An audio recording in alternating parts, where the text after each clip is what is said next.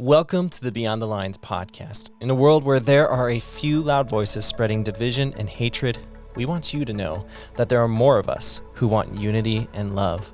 We are part of a community of people who love despite differences and listen to the stories of those who have been marginalized. We love beyond the lines of the differences so that our lives can be full of diversity. We listen because we believe in human dignity for all people. Come listen with us and join a movement of people who are willing to love all people at all times and love beyond their lines. Today on the podcast, we have an incredible opportunity to hear from Rachel Brown. She is a brilliant historian and a researcher at an organization called Over Zero. Over Zero is starting to use communication to prevent, resist, and rise above identity-based violence. From Rachel today, we're going to learn about what healthy conflict looks like and what unhealthy conflict looks like. We'll dive into how the fear of perceived threats can cause atrocities like genocide. And we're going to talk about how you and I can make a huge difference in preventing these atrocities like genocide and identity-based violence. I'm so excited about today's podcast. Let's jump in and learn how to love beyond our lines. Welcome to the Beyond the Lines podcast. My name is Jonathan Miller, and I'm your designated listener today on the podcast. And this is DJ Hayward. Welcome, DJ. Hey, friends. A co-listener here today. How are you doing, DJ? I'm doing well. I'm so excited about today. Awesome. Yeah. Well, we have a very special guest today on the podcast, and Rachel Brown. And because of Rachel Brown, this is a landmark episode for us at Beyond the Lines because she helped me see something where I was doing it totally wrong, and we're changing it. So you may have noticed that our introduction is totally different today because we've learned some really cool things from Rachel. So thank you for being here, Rachel. Thank you so much. This is so cool. Thank you so much for having me. I'm so excited to talk to you both. Yeah. We learned some amazing things from you because you are part of an organization called Over Zero, correct? Correct. Awesome. Mm-hmm. And you are a world-class trainer, researcher, and curriculum developer. And man, we are just so honored to have you here today to talk about conflict. You just before we started recording, you said you just love being near conflict and learning from it and learning how to end it, right? And that's what we want to learn from you here today. So first off, how are you doing before we get into all the business of things? How are you doing today? I'm good. This is my third day in Arizona right now, and it's been a really amazing trip. I've just gotten to meet a lot of incredible people. I got to spend all day yesterday with Central and just learn even more about what you all are doing and how you all are engaging and using your voices and your platform and coming together on these issues. And it was so cool to engage with the staff and to hear the reflections and the questions. And I'm still just feeling really good from that. It's so exciting to get to work with people that have a heart for this work. That's amazing. Yeah, that is really encouraging too. And I'm glad to be able to sit across the table for someone like you. So cool. How do you get started in a field like you have, like in conflict and learning and researching that? Like, how did you get there? How I got there is always kind of a hard question for me because I think I've always been drawn in some way to this work. And sometimes how I describe it, or when I think, why conflict? Why not something else? I think about that one of the things that we have as humans that's so powerful is that we can collaborate with each other. We might face challenges. We might face disease, an earthquake, a hurricane. And what do we have that lets us overcome that? What do we have that lets us solve these challenges? It's that we can come together. And that people with different backgrounds, different knowledge can say, we're going to collaborate. We're going to do the unthinkable. We're going to figure out how to solve this problem and how to live together. And so conflict to me, it's this most avoidable harm and pain that you could think of. Because conflict between groups of people, violence between groups of people, this is a choice. It's not an earthquake. This is the thing that we have control over. Wow. Right? Yeah. And this is a human problem. Yeah. So it's a human solution. It's something that we can choose. And so to me, it's therefore the most preventable type of harm. And it's not just that.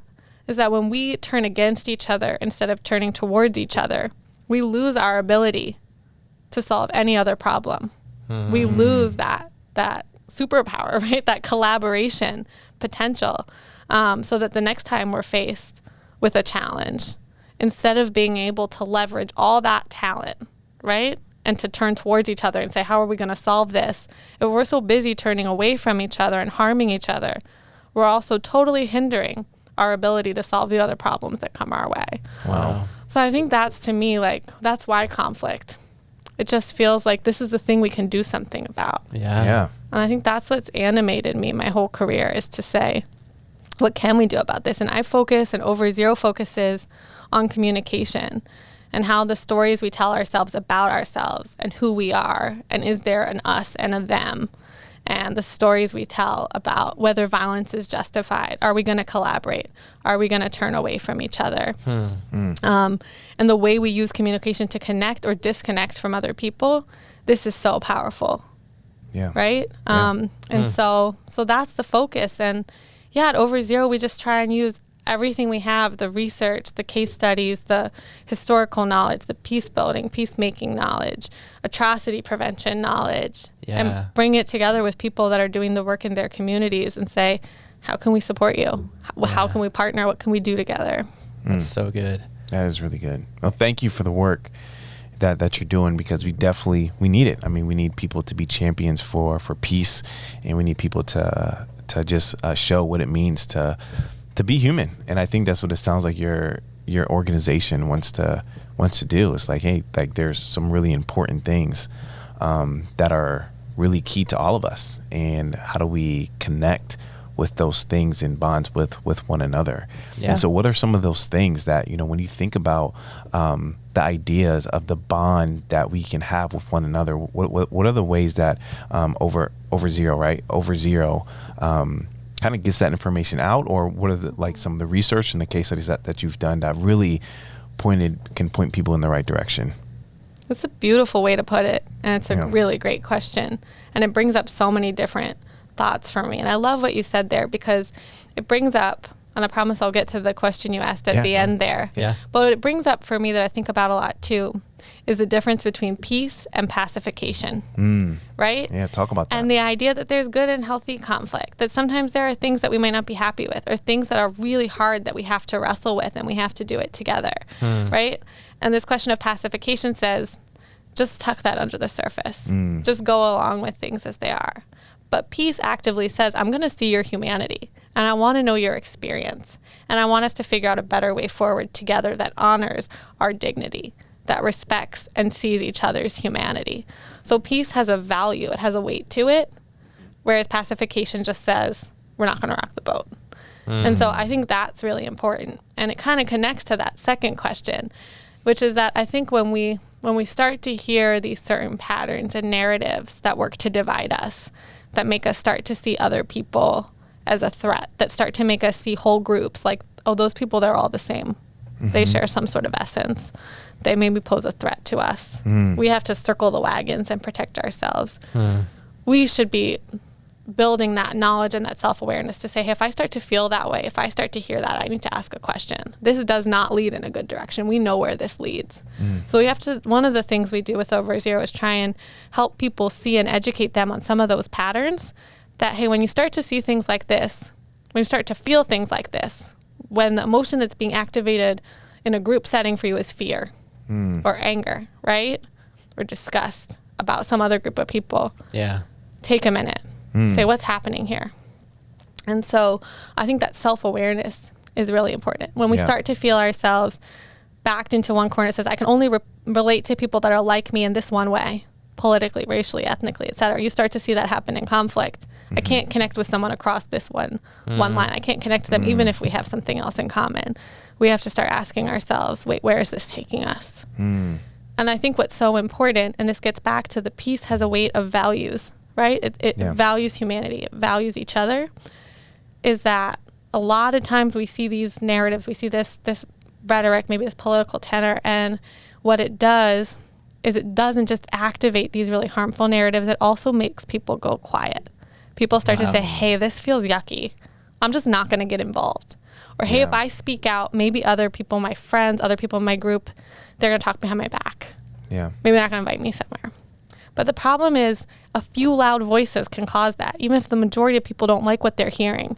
And so when we know that, We know that people can start to have these conversations with each other and say, I don't want to walk down this path. Do you want to walk down this path? No. And they start to realize I'm not alone. Yeah. And so I think one of the most important things is for people to connect with each other, to realize we don't want to walk down this path. So let's work together. Let's use our voices together. And let's talk about who we are. Let's talk about what we value, right? And let's make that visible, right? Let's make peace more visible. Yeah. Let's make it active. Let's show what that looks like so that people see that that's an option, right? And let's figure out how we can bring more people into this space. So a lot of our work is about how do we help leaders from different parts of society. And I also just want to say, in moments where we see tension and division, what leaders do matter. And it's not just someone who calls themselves a leader or who society says that person's a leader. They have a title. It's anyone who anyone else looks to and says, I want to see what they're doing to see what I should do. I want to see what they think to help me figure out what I think. So leaders can be formal, informal. People that don't think of themselves as a leader have that potential to lead in a moment like this. And what we need is as many voices, as many people stepping into that role of leader within their group, within their community, in their circle of friends, in their family. We need those voices and we need them connected to each other. So a lot of what we do is just try and help people step into that voice, step into that action. That's amazing. Yeah, that's and really good. as I was looking at OverZero's website, I noticed that like the first phrase on the website was harnessing the power of communication to prevent, resist, and rise above identity-based violence.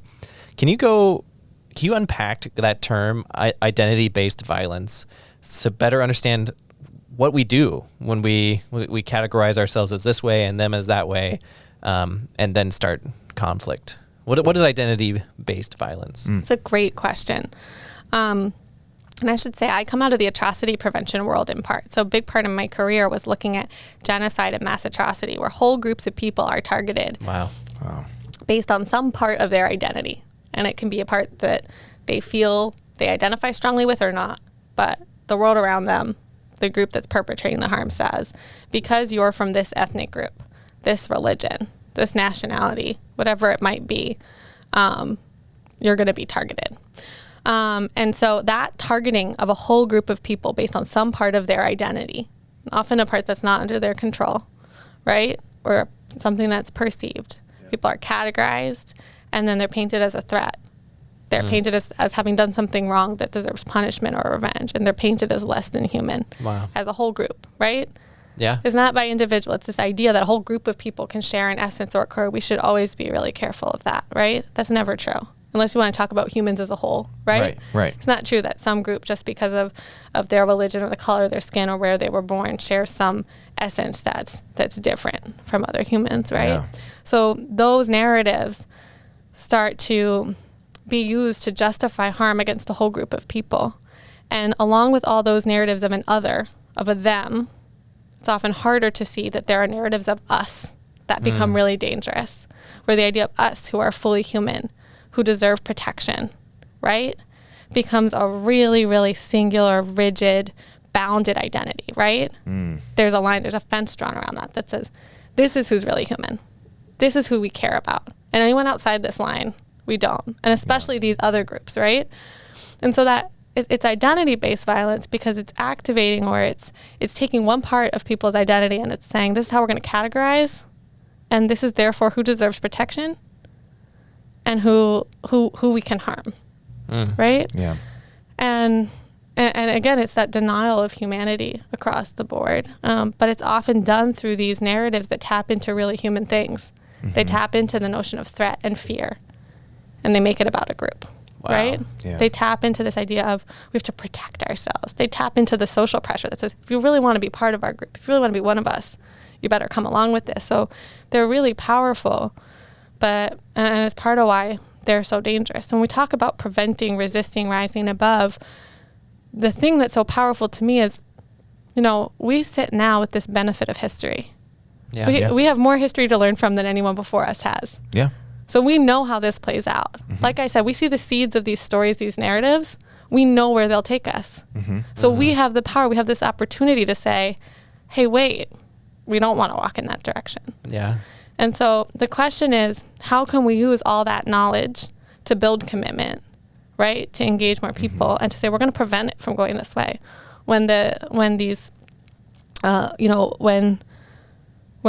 people or forces work to move in that direction, when we start to see these narratives, we're going to resist them. We're not going to fall prey to fear, right? Yeah. We're not going to let that take us over. We're not going to fall prey to someone saying only this part of your identity matters. It doesn't matter that you're both parents and you both care about your kids. It only matters that you come from a different religious background. It only matters that you have this other difference, right?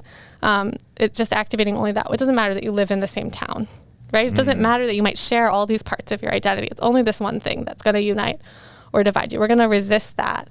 And the rise above is, to me, it gets to this notion of how do you make peace active, right? It's not just saying we don't want to go in that horrible direction. We don't want to walk down this path. What path do we want to walk down? How do we move towards even further honoring each other's humanity, each other's dignity, and living in a world that respects that? So that's really what we mean. So when by you that phrase. When you are walking with someone that their fear is just overwhelming all the other parts of their identity and having them, connect to just that one. I mean, what you talking about rising above, but how do we break some of that down of how do we get people to see that like what they're fearing is either untrue or not validated or I don't know, how do you kind of break that stuff down for people? It's so tricky, and so much of it does have to do with understanding really what's going on for someone and what's the context that they're in. What are they hearing? How often are they hearing it? Who's telling them this group is a threat, right? We're so sensitive to threat. Yeah. So somebody says, I think of it like a kid who says, like, there's a monster under my bed. And you look and you check and say, no, there's no monster. And they're like, no, but it hid in the corner. You can never really prove that it's not there. And that's what fear does, right? It's this future-oriented emotion. It says, this bad thing might happen to you. That's the threat thing. I even found myself as a parent being like, what if there is a monster? Like, what if there is? And I look under, I'm like, ah. yeah, so I get that. I swear there's not. I don't want to. Right? It operates on this maybe. Yeah. Like, but what if? But it might be, right? And so even if there's that tiniest little bit of doubt, you can activate. And the fear can be really real, even if the threat isn't to the monster under the bed. Like, that kid can feel really scared. And as adults, like, I don't know, sometimes if I'm alone in the house and like a tree's tapping against the window, I'm like, okay, I know that's a tree, but like I'm feeling kind of like we can feel the fear even if the threat isn't real. And so if the stories in the media, if the stories that if you have some loud voices that are telling stories that says this group is coming to get you or they're going to do this thing or you're under threat, that can become really powerful. And I think what we have to think about is a couple things, depending on the relationship we have with someone and the platform that we have more broadly to talk about this stuff, is help people understand that the fear can feel real even if the threat isn't. Help people understand how stories can be used to stoke fear. Help people unpack that emotion and understand it for themselves and move forward in a productive way. We can also think the antidote to fear isn't just saying, hey, there's not a threat. It's saying, can I hold your hand? If you think about the last time you felt really scared, what did you want? You want human company, right? You want comfort. So if someone's feeling fear, or if someone's feeling fear about something, you can address that thing. You can help them address the emotion. You can sit with them, right? You can find ways to make them feel belonging, security, safety in a more healthy way. And then you can, when you have that trust and that opening, you can start to unpack it with them. So they've heard a narrative about fear of the other. Okay, what does that mean, right? Is it really all members of that group? Right. Aren't there people even in your community or group that do bad things? There's something that we tend to, it's like this hypocrisy thing where it's like, I see somebody from another group be violent and people say, look, that says that group is violent. Right. But if somebody in my group is violent, I'm like, it's just that person. Obviously, we don't all support that, right? And so you can start to chip away at that and say, there are people in all different groups that do bad things. That doesn't say something about the group. Let's talk about whatever the thing is that you're worried about. Or we can start to say, well, actually, this is the experience I had, right? And start to tell a story that starts to undermine those perceptions. And this gets to the question, too, of norms. If people are seeing everybody else around them say, yeah, we're scared, it starts to feed it. Yeah. Whereas if they see other people saying, actually, when I hear a narrative that makes me feel scared about another group, I start to question myself. And hey, when I did that, this is what I learned. I actually made a friendship. I actually learned this about this other community. I actually learned that these stories aren't representative at all. And that, right? So then you can start to chip away at the narrative that's being used to drive the fear and also start to model and, set an example and create the momentum in a different direction. So we're not all going along with this story. We're actually all questioning it together. And this is, so it's this combination of a lot of different things. And I think the other thing is that when we get into this idea that only one part of my identity matters, it's this really singular, rigid version of who I am and of what group I can belong to, that cuts off connection to others. So the other thing we can think about is like, there's this question of how can you change the perceptions of them? How can you change the norms and make really clear the values of what it means to be us? But how do we make there be so many multiple us's and them's, right? How do you find some identity that lets somebody connect to somebody that they felt scared of? Because, hey, we're both parents. Do you know that this community you might be thinking of as other? Maybe it's another religion. Maybe it's an immigrant community. Maybe it's, right? Guess what? I want you to come to a parent circle that talks about how parents feel about like what's important for their kids. And now you're relating to that person, not as the us and them on whatever the dividing line, you're relating as a parent. Right. Or I want us to come together to say, what are we doing here in Mesa to make our community better? Or to do a service project or whatever it might be. So you're finding ways to activate a shared identity too. Yeah. And that's automatically going to help someone feel more empathy, less threat. Yeah. etc. Is it really that simple? Like, you know, I'm not saying that you're like being that. simplistic. Yeah. But I'm saying, like, is it really that simple? As like, we just need to get, like, people need to be able to see their other identities inside of other people. Or is that just a part of the solution? It's just a part. It's not really that simple. But it is part of the solution. And I think what we have to look at is to recognize that when we start to see and understand this problem, we have to start to do those pieces. Right. We have to start to say, where's our starting point? Yeah. And that's not necessarily going to be the ending point. Because if you think about the work that's being done to divide, people are working really hard, right? Yeah. And Yeah. again, it's not that that's what the majority of people want, is that there's some very loud voices Yeah. that are Yeah. getting big platforms, right? And so the question is, how do you try and counterbalance that? So, and think about the broader environment that people are exposed to. So I always say, what can I do internally in my community? What can I do with the platform I have to the people that I'm already in community with and that look towards me? And then who else can I connect with in my community and build relationships with so that we can start to impact that broader environment? So it's Yeah. all pieces of the puzzle. But I think that what's important is that we don't all have to do it all, right? I think at the individual level, we can each say, okay, who am I? Who looks to me? Who listens to me? Right. Where am I connected? Where else could I build a relationship? Who can I impact? Who else can I talk to say, what can we do together? Yeah. Right? And then Yeah. we can sort of each play a small role. And if we each did that, right? Individually, it might feel like a drop in the bucket. But when we But start doing that as a collectively, community, when we start doing that collectively as a community, when we start working together, it starts to really fill the bucket. And then when that inspires another community because we tell our story.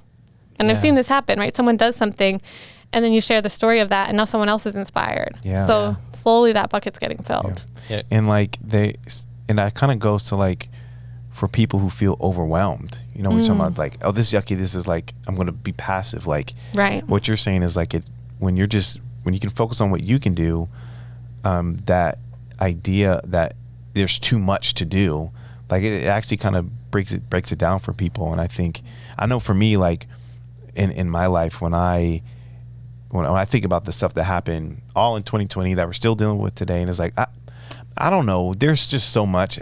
I just like throw my hands up in the air and kind of give up. And it's like, no, like there's something that you can do. So do those things. And what's really important, I think what Rachel's saying is you don't have to do it alone, right? There's a lot of people out there who also want to see the unity going on, that also want to see us reach across the lines and love. And so we don't have to do it alone. Right. But it's when we feel like we're totally alone.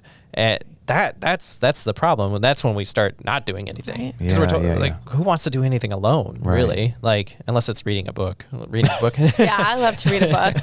But That's it's different. true. But it's true. It's hard to do something alone. And that's why I think starting the conversation is an important first step, because when you start the conversation and when you start it about this issue, not about some other issue, and then it says, oh, why is the division getting in the way of this issue? When you actually start it by saying, what's happening, right? How have we, like, what are some of the things we're not okay with that we're seeing? Some of the ways that people are talking about other people, right?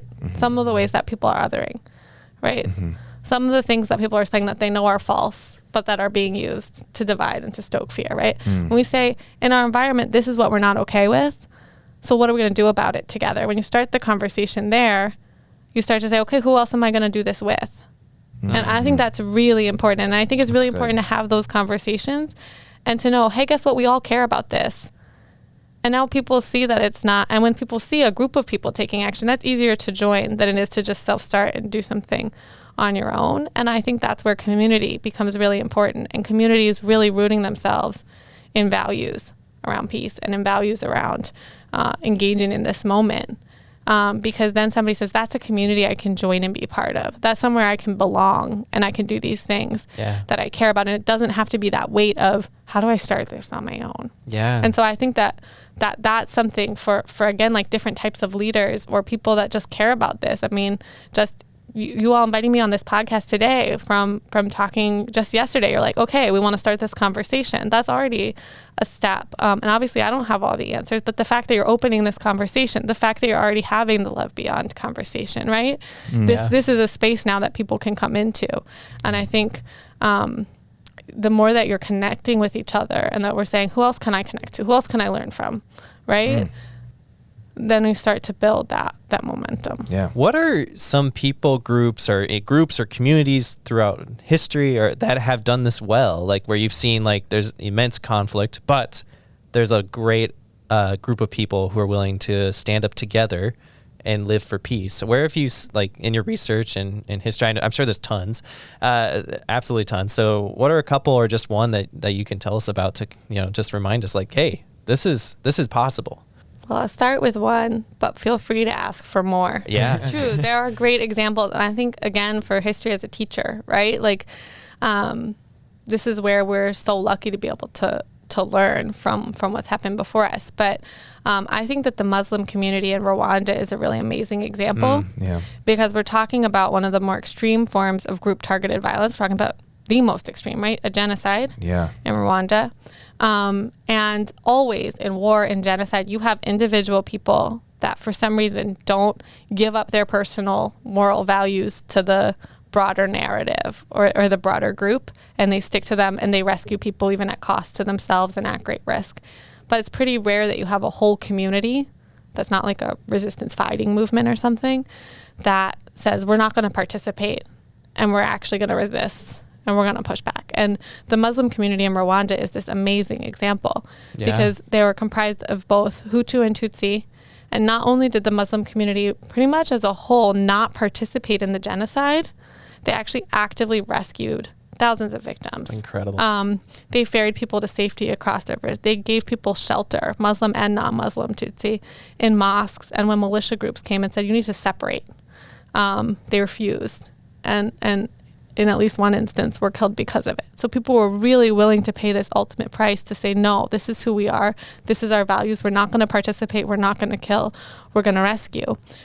And I think what's really interesting, this has a lot in common with other examples. And what happened there is that people were being pushed into the Hutu and the Tutsi identity, right? They were told, this is the identity. The narrative said, Tutsi are a threat. They have to be gotten rid of. It had all of these hallmarks of the dangerous and hateful rhetoric. The Muslim community said, it's not that we're Hutu and Tutsi, we're Muslim. So they activated a cross-cutting, unifying identity, in this case, a religious identity. And then the leaders were proactive. They didn't wait for the genocide to start. They saw the language. They heard it on the radio. They saw what was happening. So they proactively started issuing statements and teaching at the mosques and in the madrasas, the religious schools.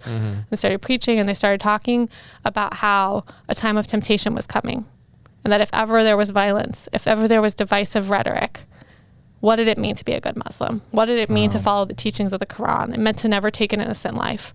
It meant that if there was ever violence, you didn't participate, you rescued victims. So they really set this narrative of this is who we are. They set this narrative that said it's not about the threat of us versus them.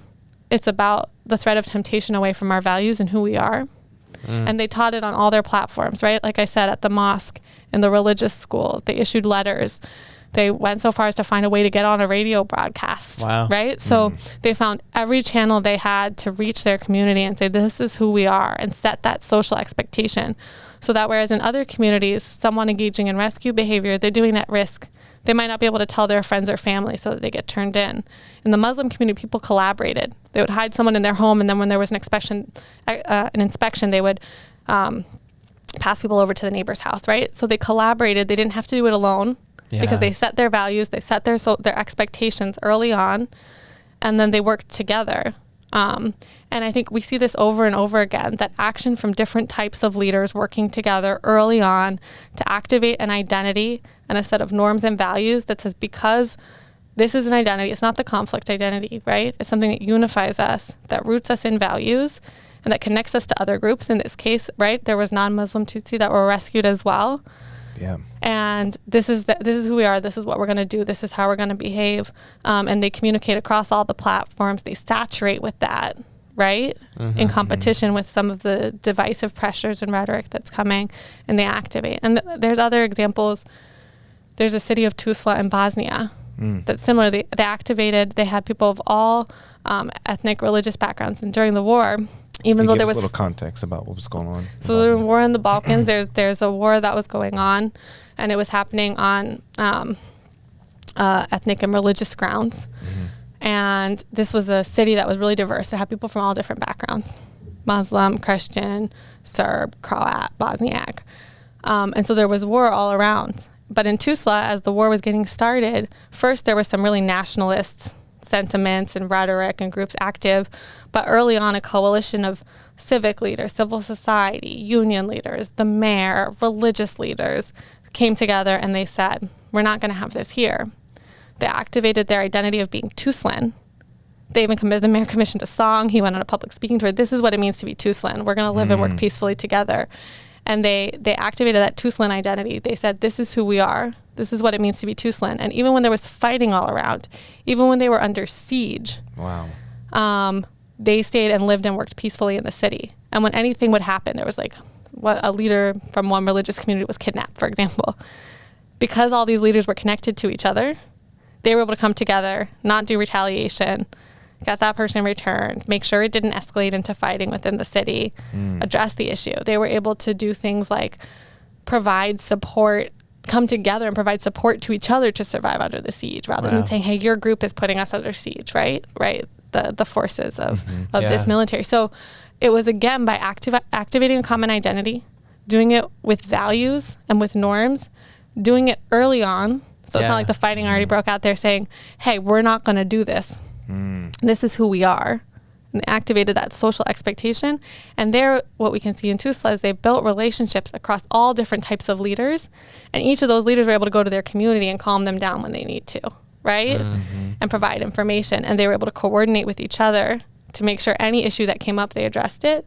And then they were able to coordinate together to survive through a war, to survive through a siege, and support each other. So you see some of these patterns over and over again. That's just so amazing. It just really reminds me of Jesus. Like he came and just gave us an identity of who we are. And we are to love thy neighbor. We are to love one another. People are going to know that you are my follower because how you loved each other. It's just such a interesting thing that you kind of point out, just like sparked my mind. Like, man, that is what Jesus laid out for us in the gospel. It was like, this is who you are. So when things are going to go bad, and things did go bad, and things will go bad, this is who you are. And as a believer, as a person who follows Jesus, like, that is who I tether my faith to. That is who I tether my identity in, is in him. And so therefore, if I can tether my identity in that, and what the truth that Jesus shows, man, I'll be able to probably do a lot better off if I didn't do that. I think that's just really, really amazing. Really good. Yeah. Beautiful. Yeah. And I think something also I'm hearing from these different circumstances, that these leaders in these different groups who activated their identities to remain peaceful and to work together despite other identity differences, they saw it coming beforehand, and they predicted based on kind of the language you have been saying, like where the rhetoric is to dehumanize, and the loud voices are saying dehumanize and divide and latch onto one part of your identity, ignore the rest. And so they saw this happening, and they saw it coming, and they with the Muslim example, they said there's a temptation coming. And so how can we be on our guard and watching so that we can see it coming as well, wherever we are? It's so interesting. I think another way to put it is they didn't wait for it to get even worse, right? Because none of them were out of nowhere saying, hey, this thing is coming. They were watching what was going on around them. And instead of waiting for it to get so bad that it becomes harder and harder to do something, they saw the dehumanization. They heard that rhetoric. They knew where it might lead, but they didn't wait for it to go there to do something. They didn't say, hey, I think I can sit back now because maybe it just won't be that bad. Maybe somebody else will take care of this. So another way to think about it would be, it's not so much about being able to see into the future. It's really looking at the present and saying, what are we seeing right now? And I think right now, if we look at what we're seeing right now here, and again, I worked internationally most of my career and have been working here for the last 4 or 5 years. We don't have to wait for it to get worse, right? We can look at what we're seeing and say, this isn't okay, and this isn't a path we want to go one more step down. Right? We don't want to keep walking this way. We're going to address it now. And the things you do to address it now, if things do end up walking a little bit more, you've helped curtail it already, right? So I think another way, you're making me rethink how I even say that. It's not that it is that act of saying, I think things could get worse. But what they did most of all was say, I'm not going to wait for it to get worse. I'm going to look at what I see right now and say, this isn't where I want to be, and I'm not going to keep going here. I'm not going to wait till it gets worse. I love that. So thank you for that. That really makes me rethink. I think that's probably a better way to put it. So what are some of the things that you are seeing right now, and that your organization is saying, hey, we're not going to let it get worse, this type of whatever? I should say, we've been doing this work. I've been doing this work for 11 years all around, and we've been doing this work, for a lot of years here. And because we focus on communication, this was one of the early things. One of the things we started seeing really early on that made us concerned was targeting of people. And this is often one of the things that happens first. Groups that have already been somewhat marginalized or discriminated against in some way. So society says it's more acceptable to speak in this way about those groups. You start to see them getting targeted first. So one of the things that we saw really early on was targeting of Muslim communities and the narratives that said this group is dangerous, right? That used all those threat narratives and the dehumanization and of immigrant communities. Right? And really dehumanizing language that says they're a threat, et cetera. And so that's one of the first things that I thought, your ears perk up when you're used to when you're used to thinking about these patterns. You say, hang on a second, this sounds familiar to me, and really not in a good way. This sounds familiar to me in that I know this pattern that says we have to protect ourselves. This other is so scary. And what that does is it makes people feel that fear circle the wagon. It creates this us in need of protection. And so those patterns of rhetoric, and we've just seen that, I think. And again, it's not what the majority of people want, but there are loud voices that are getting big platforms and starting to promote that. And that, I think, has just escalated. And I think we're seeing on a lot of levels. You referenced 2020, the amount of lies, false information, sort of propaganda that we're hearing that's used to divide. We have systems like elections to help manage conflicts. So when people start to question that, they start to make violence an option. We saw that with mobilization around January 6th, right? When did we ever think that would be something that could happen? But it's possible because that threat narrative has been built up that says anything is okay, anything is justified. Right? If you're threatened. Because it's the self-defense. Right? And so I think there's a lot that we're seeing right now that's cause for concern. To me, one of the things that I think we have to watch for, and I think we have the power to guard against, is that, a few loud voices can have a really big impact, especially when they're threatening violence or harassing people or when they are violent, right? It creates a big media story. It starts to seem like that's where the energy is, that's where the momentum is. And I think what we have to guard against is people going silent and disengaging, right? And if you look at societies where things go really wrong, it's not that everyone participates or wants it, right? It's that the silence, the disengagement permits some group of people to engage in that way and to dominate the narrative and then to dominate the course of events in history. And so I think this is both where I see risk, but also where I see opportunity and where I see a lot of hope and inspiration, is that I think that as things have played out, more and more people have become awakened. And this is that question of do we want to go further down this path? I think it's almost this question of when do people become awake to what path we're on? Yeah. And when does a critical mass wake up and say, hey, we want to go in a different direction? Yeah. And the earlier that happens, the more momentum we have, the more chance we have to go another way. And I think we still have that chance. And so I think that what's exciting, what the thing to guard against is more silence, more disengagement. And the place where we have an opportunity is for more people to engage and say, this is who we are. These are our values. We're not going to engage in threats and intimidation, harassment. We're going to stand up for people that might experience it, right?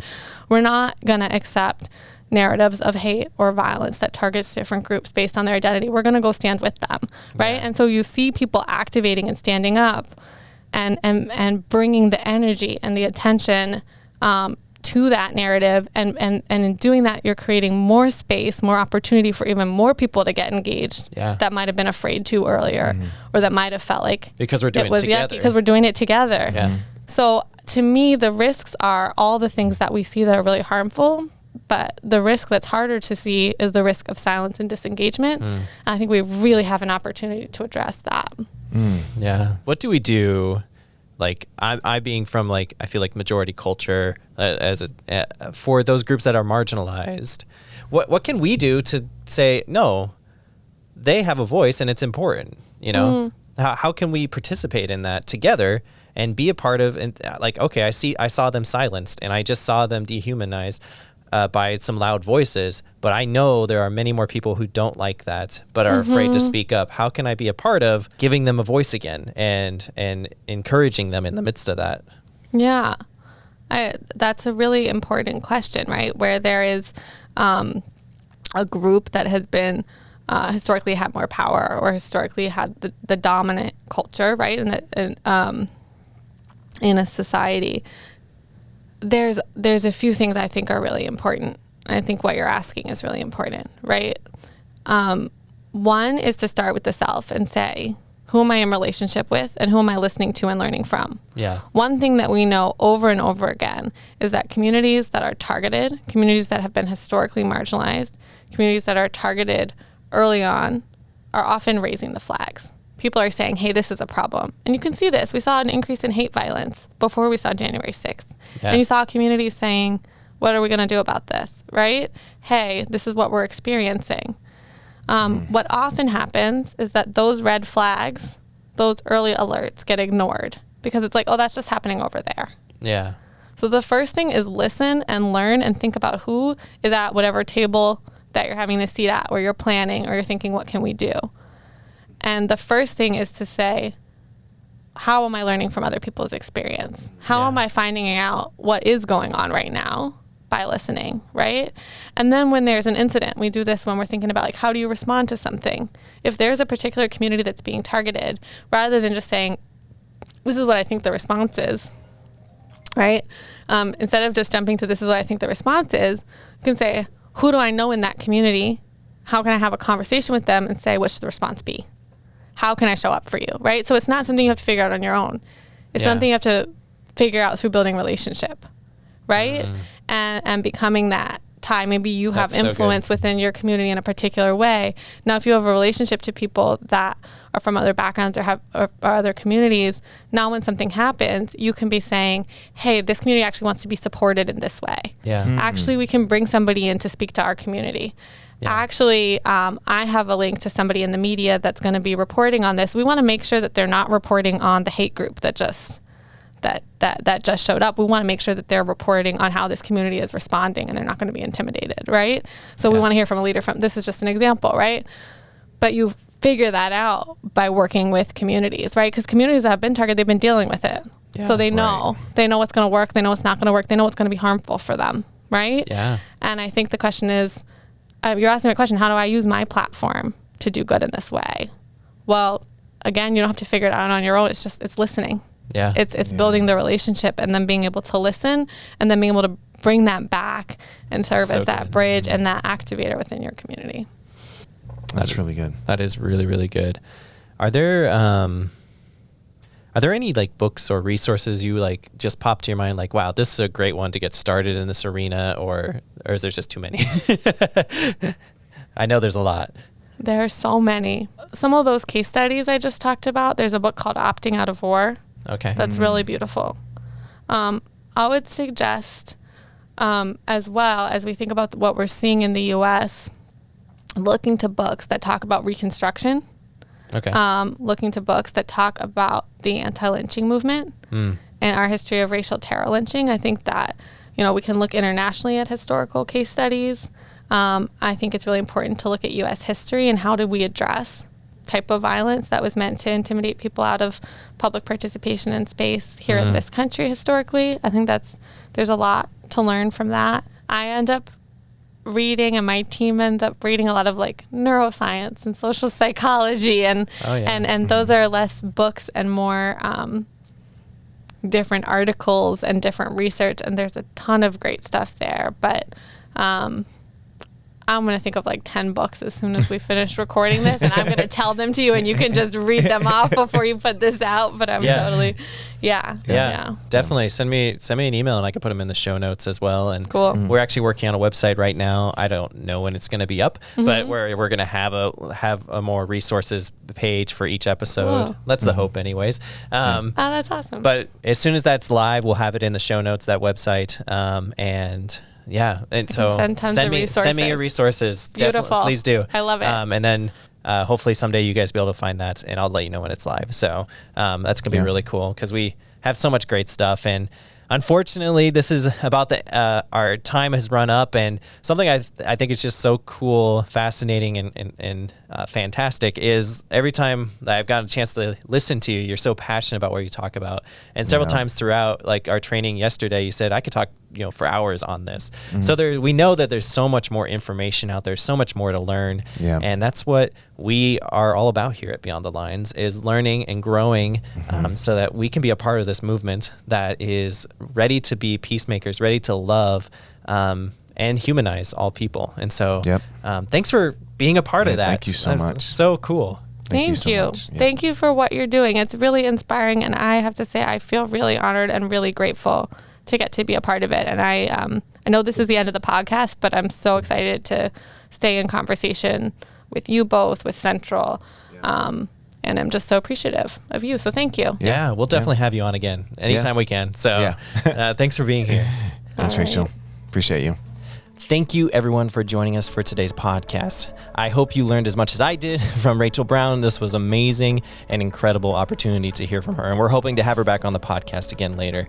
I'm just here to ask you, check us out on Apple iTunes and give us a review. That would be so helpful in helping this podcast spread the word about peace and unity, and you can be a part of that group by joining us in that. Also, if you're on YouTube, leave us a comment about any questions you might have from this podcast. We could talk to Rachel Brown again. We can even answer your questions in the comments if we can.